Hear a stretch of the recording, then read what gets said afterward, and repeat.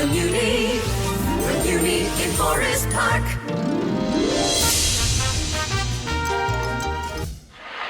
At what point did you realize you had a voice that was completely unlike any other and distinguished, and you speak and everybody hears that? Like, how old were you? My voice was the last voice to change in high school. Okay. I talked like a prepubescent youth up until I was 16 years old. In fact, I was doing a play called Sinbad. It was a children's theater. And I was playing the 10-year-old boy, Abu. And my voice was up here like this, and I couldn't help it, it just sounded like Mickey Mouse. And then all of a sudden it dropped there like that. And what happened was, back in the late 60s, which is when I was going through puberty, I'm sure you want to know that, it was the period of the great DJs. Yeah. And I think a lot of your vocal stylings are basically after who influenced you at the time.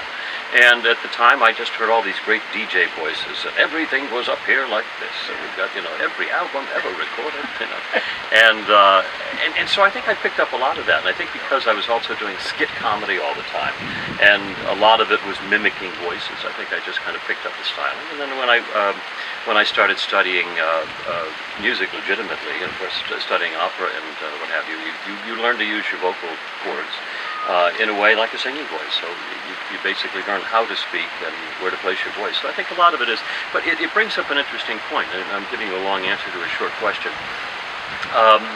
My voice back, if you listen to me in the 40s, the 50s, and 60s, I just have a good voice. But it's the fact that a lot of people today don't train their voices, and that's a big problem. So again, I would have been one of the heads of lettuce in the produce section back in the 40s and the 50s. But it sounds distinctive today because I've learned to use it as an instrument. Final question. I encourage everybody, Google this man and learn a lot about him. He is, you're like a true Renaissance guy. I mean, it's a bad name to the Renaissance, but thank you. I appreciate no, that. you've accomplished and been a part of so many interesting things as a performer, as an actor, as a business person, and I'm just fascinated by your imagination. Like, what leads you to, let me give that a try, or how you've done this? It's an interesting question, and the simple answer to it is imagination. I have believed a long time ago that I let my imagination be my guide rather than my intellect be my guide. My intellect always stops me because it knows what fear is. It knows it's the fear of the undertow up here. But if I let my imagination guide me, my imagination is never wrong. It knows my strengths, it knows my weaknesses, it knows everything about me. And what I daydream about is what I am supposed to be doing. So whether if I'm composing an album, it's because my imagination told me it's time to dump everything and go compose, or write a book, or do this play, I decided to do SPAMALOT long before.